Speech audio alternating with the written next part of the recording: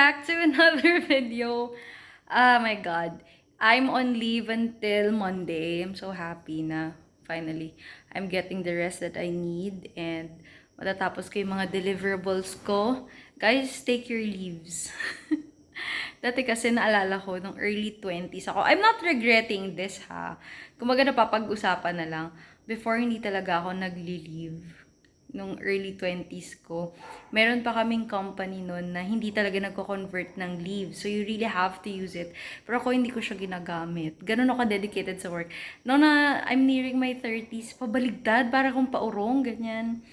Now, I'm taking my leaves, I'm taking rest, and, ano pa ba?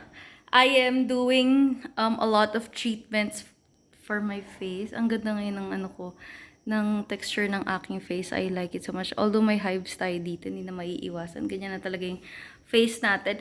But anyway, we're back to our weekly vlogs. Ang tagal kong di nakapag-vlog Sa totoo lang, tinamad lang ako mag-edit. But I have lots of content dito sa phone ko na nakasave. Pero hindi ko na i-edit kasi dami kong ginagawa on the side.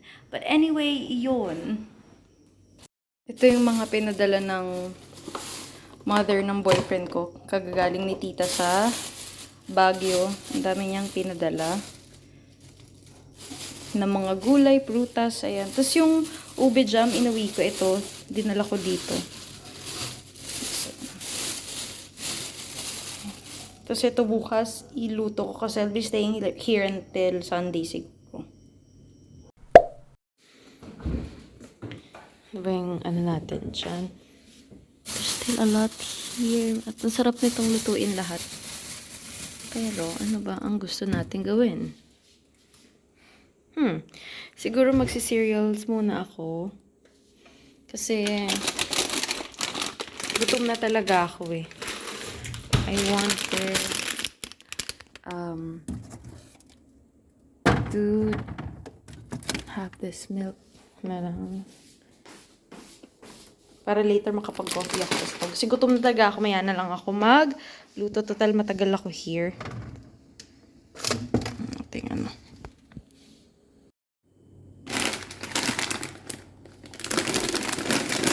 Ito yung pinakamadaling pagkain. Pag wala na akong maisip, ito na lang.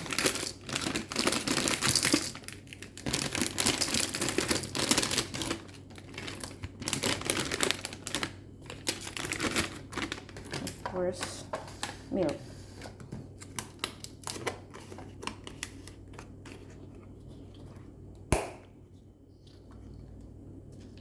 Ay, putik. Ano ba yan?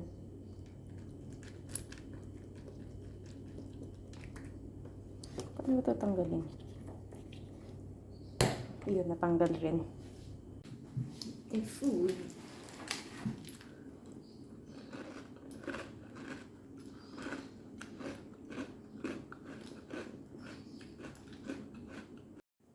My first meal of the day. It's 2 p.m.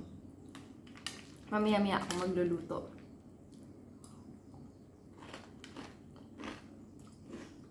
Sisika muna ako.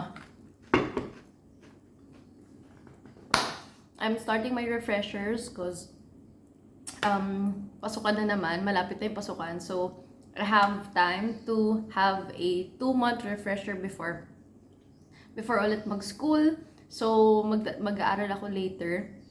Mga kailangan kong aralan. Mahirap ang retention sa law school. Biglang nag-law school update.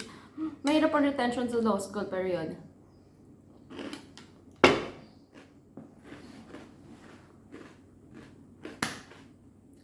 But, excited overall. Sobrang sarap ng tulog ko. Kanina ko pa sinasabi. Tapos, minessage ko yung boyfriend ko. Sabi ko, ano talaga, iba yung nagagawa ng good sleep. Grabe, super sarap ng tulog ko. Well, I have to wake up at 9 because I have a meeting at 9 a.m. I needed to talk to someone for work. After no, natulog ako hanggang 1:30 p.m. I slept late last night kasi napakalakas ng ulan kagabi. I had to leave my apartment ng 9 p.m., 9 or 9:30 ako malis ng Ortigas. Tapos yun, dumating na ako dito, medyo late na kasi may traffic talaga kahit na natigil na yung ulan, super traffic. But yeah, overall, I'm really happy na nakapag-leave ako ng matagal. I'm planning to stay here for 5 days, but I need to go back to Manila rin kasi may mga kailangan ako dong ayusin. But I'm so happy lang na finally makapag-rest ako. Yun talaga kasi yung gusto ko. Alam nyo, when I was out in law school, I needed that time to condition myself and to also pay and fix my finances. Grabing laking tulong nung one sem na hindi ka pumasok kasi naayos ko yung finances ko, then I had to also fix myself up with all the things that I am juggling before na mismanage ko. Well, yun kasi yung good thing about self-awareness. Importante na you're also aware of what you're doing, but you also are giving yourself time to process it through. Hindi kasi pwede yung ariba lang tayo ng ariba, yung sige lang ng sige, hindi pinag-iisipan yung gagawin natin. Kasi at the end of the day, you might get burned out. So, ayun yung ayoko sa sarili ko. I love taking good care of myself. So, spiritually, physically, mentally, financially, singit natin yung sa financial aspect. Nagsunod-sunod kasi lahat ng gastos ko when I transferred, nung bumukod na ako, when I got my own place, ito ang Cavite.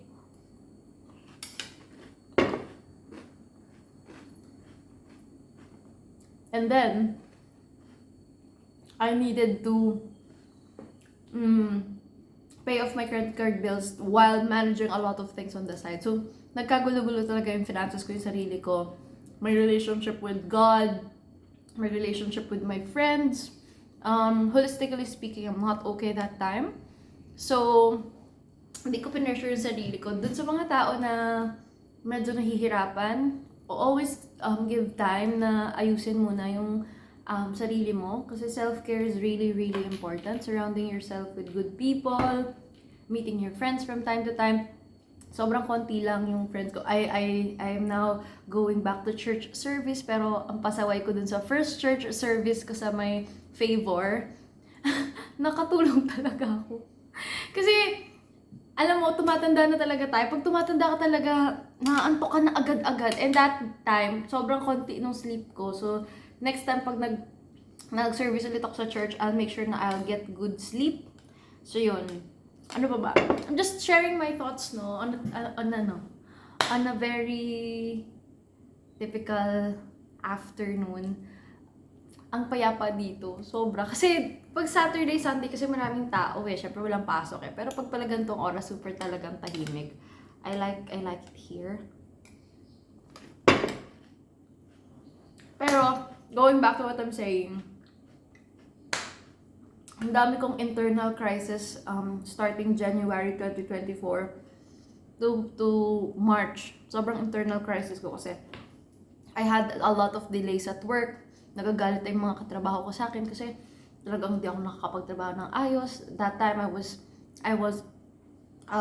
just finished yung sa law school na part ng first semester ko, and it was so hard to juggle things. Tapos sabi ko sa sarili ko, ano bang gagawin ko? And people kept asking me personal stuff that I also don't know how to answer.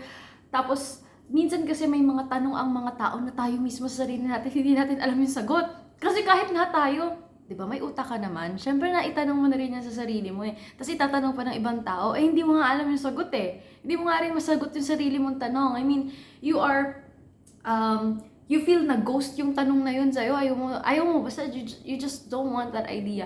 And I went through that phase Parang close to ma-burnout na ata ako noong panahon na yun Pero ang ginawa ko, parang, ayun, dati kasi super workaholic ko, kaya nga maaga kong na-achieve yung mga bagay-bagay, and I think yung career growth ko super bilis. Kasi ibang-iba ako dati sa ngayon. Super workaholic ko dati, hindi ako nagli-leave. So, on the early parts of the year, nag-leave ako ng nag-leave.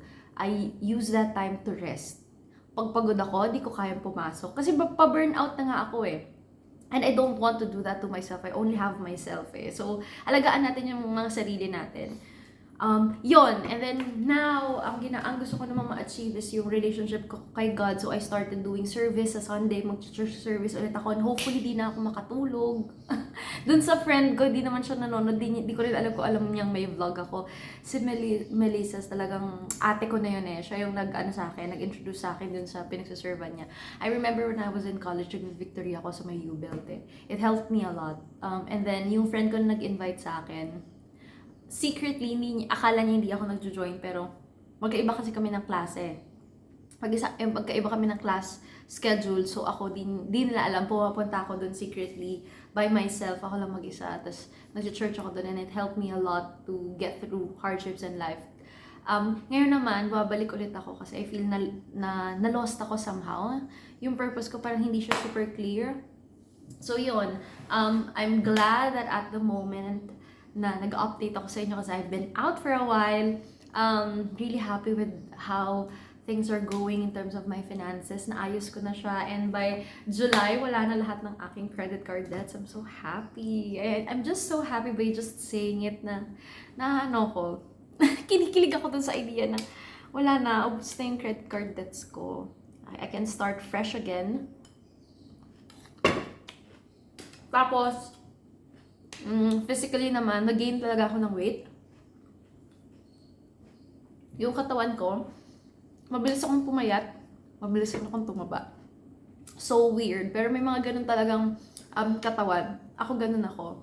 So, yun yung sunod ko na gustong ayusin. To exercise more. Tapos I think to do check-ups yung sa teeth kasi feeling ko may mga need na akong ipapasta. Tapos, I just started ulit going back to my derma. I changed my derma because I want to try something cheaper. So far okay naman siya. But, yeah, depending on the treatments, kung mag-work siya sa'yo, you can test it out for yourself. Kung wala namang reaction, you can always go back and try another stuff. Pero ako, gusto ko talaga nagpapa-facial treatment. Financially or physical aspect, mentally, I feel like yung January ko up to now, up to the present, parang okay ako. Mentally, naayos ko siya. Spiritually, as I said, I'm going back to church service. And then, physical aspect naman, I'm trying to eat healthy. I'm trying so hard. Ang hirap. Pero yung exercise yun, I think I need to inject that. Nag-inquire na rin ako last night sa Anytime Fitness. Kasama ko yung boyfriend ko. Tapos sabi niya, kukunin na ba? Parang sisip-sip ko, hindi kasi ako ganun. Yung lagi kong pinag-iisipan muna. Especially if it's a monthly installment thing. I don't want na installment eh. So, pinag-iisipan ko lagi mabuti to factor that in sa budget ko.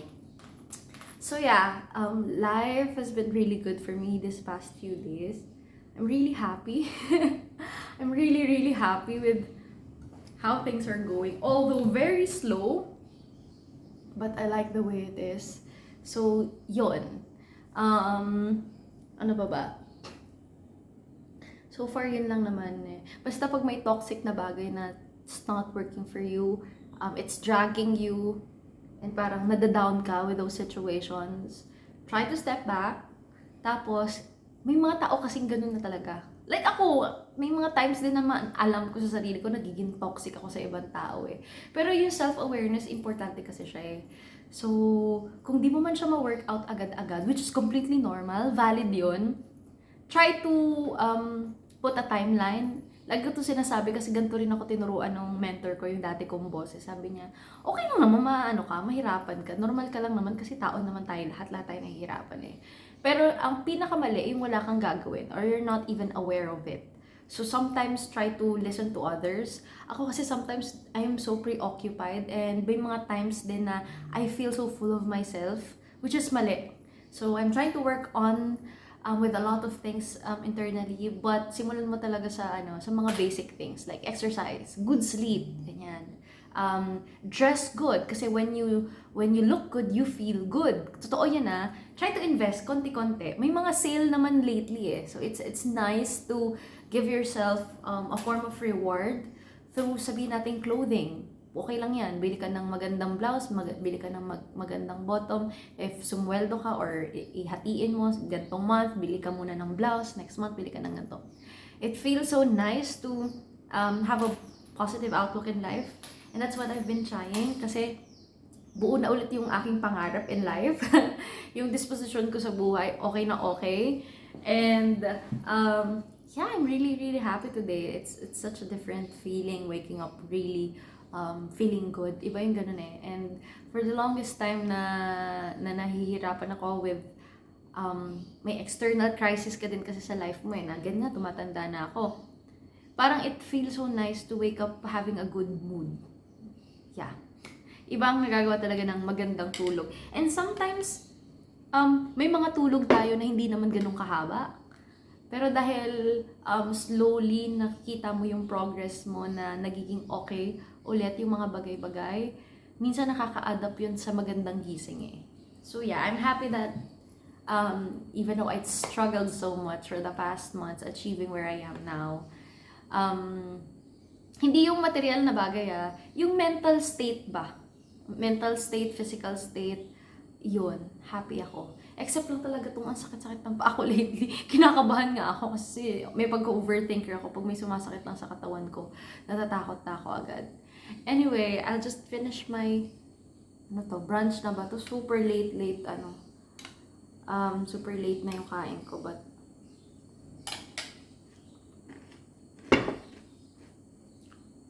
pinrioritize ko kasi talaga yung tulog ko kanina. Anyway, yun lang. I'll just finish my food and update you later. I just finished taking a bath. Tapos pagluluto na ako ng dinner kasi parang hindi ako kumain ng tama today. Kinain ko lang cereal, so magluto muna tayo ng dinner or kahit mag-fruits man lang, ganun. Prepare natin to. Prep natin siya. So there's something to eat.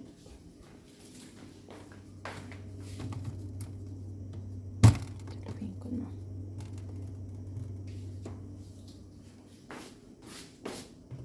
Tapos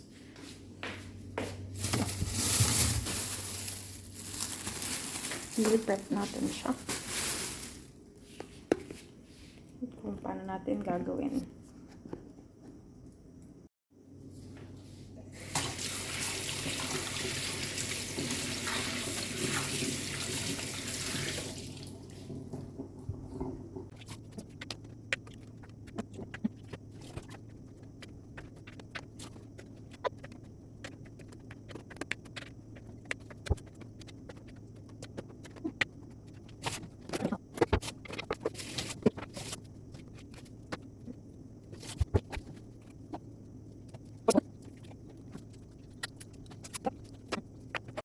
Tapos na ako mag-meal prep. Ito yung mga meron tayo.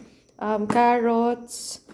Tapos meron tayo ditong cauliflower, Baguio pechay, pipino, strawberry, tsaka yung orange na binalatan ko. Kain muna ako ng fruits.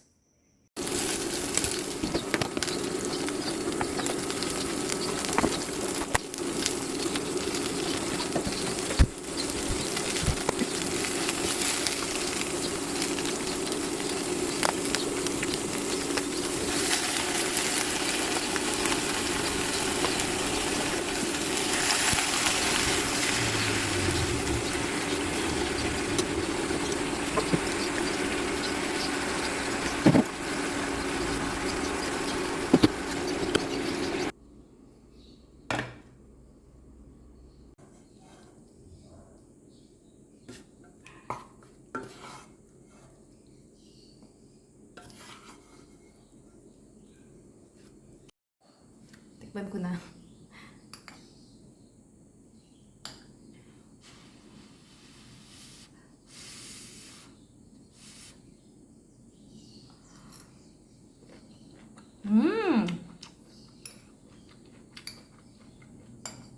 Sarap.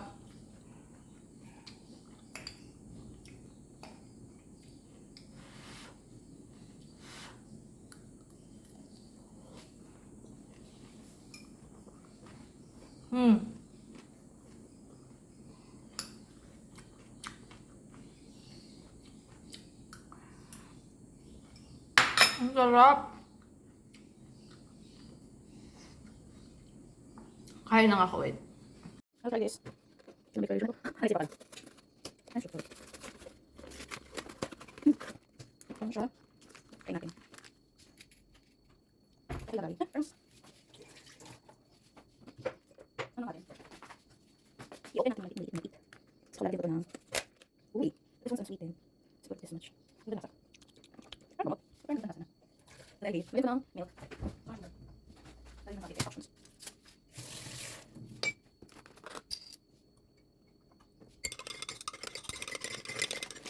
Lagyan ng sugar.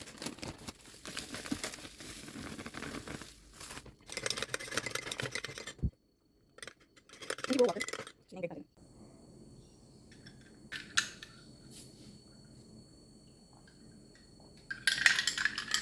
Sarap.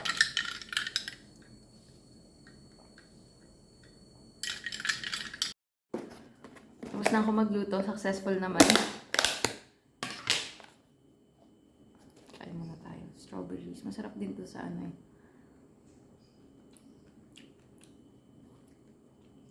Chocolate syrup or Nutella. Pero gusto ko na siya ng ganito.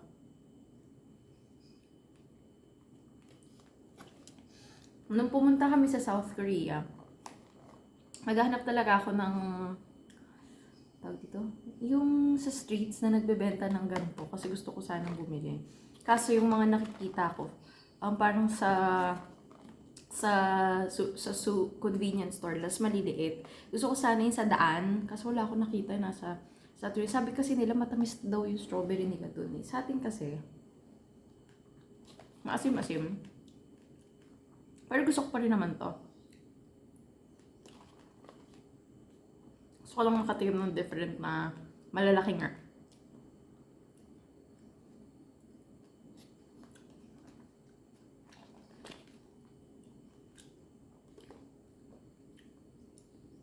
Nilagay ko to sa ice cream. Lalagay ko yung iba sa ice cream ko later. Hindi ko na muna ubusin. Anyway. Mag-work tsaka mag-aaral ako later. Kasi nagre-refresher na ako for school.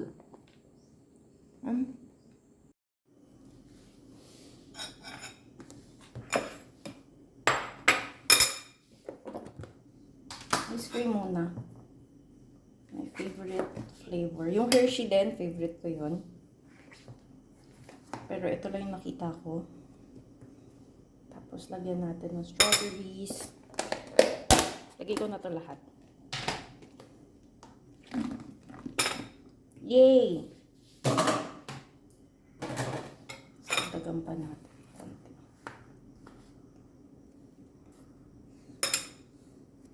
And then yung mochi na sinasabi ko sa inyo.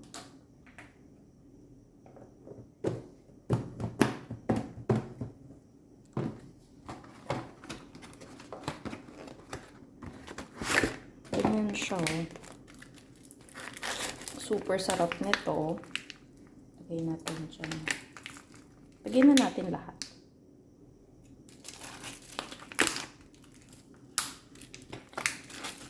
Isa pa ako dyang flavor na chocolate, pero hindi siya mukhang maganda, pero pagbigyan niya na.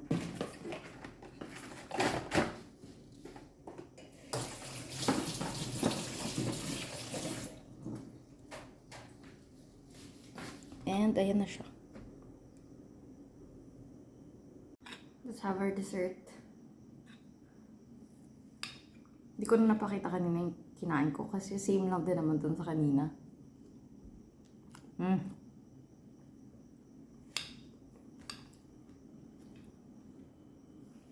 sarap ng combination na to.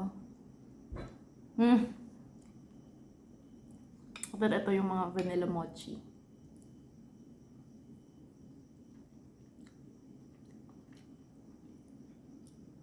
Sarap. Meron pa ako nitong chocolate flavor. Ang sarap.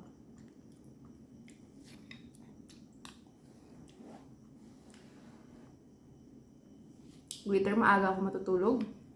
Ayusin ko yung body clock ko. Pero so far, I'm happy na nakakapahinga na ako.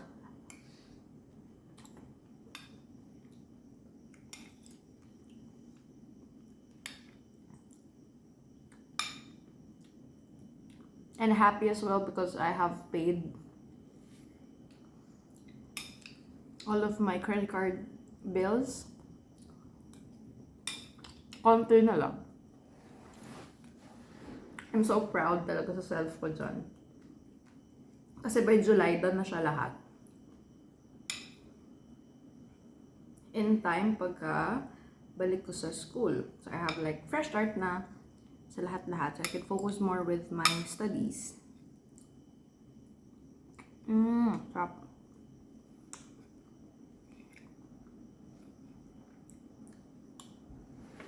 Tapusin ko nga muna ito. Hindi ko ma-enjoy ng kasalita eh.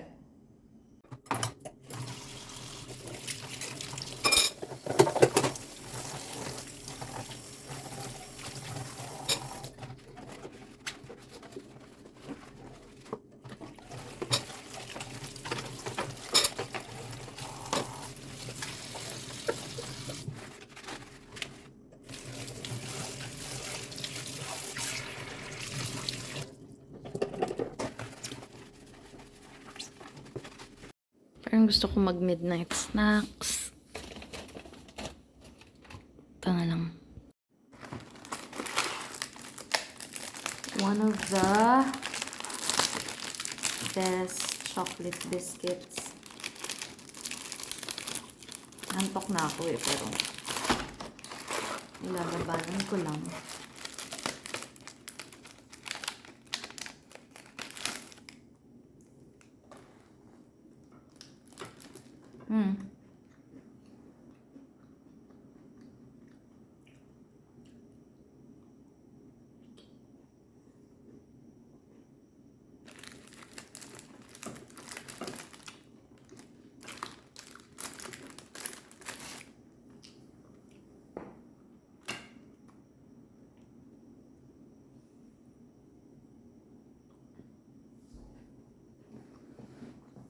Naka 5-day work rest ako. From Thursday to Monday. Ang sarap. Kaya kung kailangan mo magpahinga, mag-leave ka sa trabaho. Naalala ko dati, when I was in my early 20s, I was so much, kasi, I have so much energy. Hindi ako nag-leave. Hindi ako napapagod that time. Tapos, naalala ko pa, yung companies na pinag-workan ko before, hindi nagko-convert ng leave. So, you really need to take a leave. Kasi nga, hindi naman siya nako-convert eh. Understandable kung nako-convert, diba? Ayaw natin gamitin yan kasi nako-convert naman. Pero most of the companies I worked for before, hindi nagko-convert. Naalala ko, hindi ako nag-believe nun. Sobrang ibang-iba ako dati sa ngayon. Mas laid back ako ngayon. Although there are times na namimiss yung dating ako. Pero now, na naka-leave ako ng matagal, wala lang, ang sarap sa pakiramdam. Kasi, hindi ako nagli-leave ng wala akong gagawin. Minsan, may kailangan ako ayusin ng papers. Minsan, may kailangan akong gawin for my side hustle na kailangan ko mag-leave. Pero, never ako nagli-leave ng ganito na para lang magpahinga. Ayun ko siyang siya na-try at masarap siya. Na kung ibang hanawa kung di matulog lang na matulog. Anyway, I'll be ending the vlog here. Mag-brush lang ako ng teeth at maghuhugas ng mukha, tapos matutulog na rin ako. Thank you guys for watching the video. And take a rest. Magpahinga kung kinakailangan at kung pagod na. Anyway, yun lang. Bye!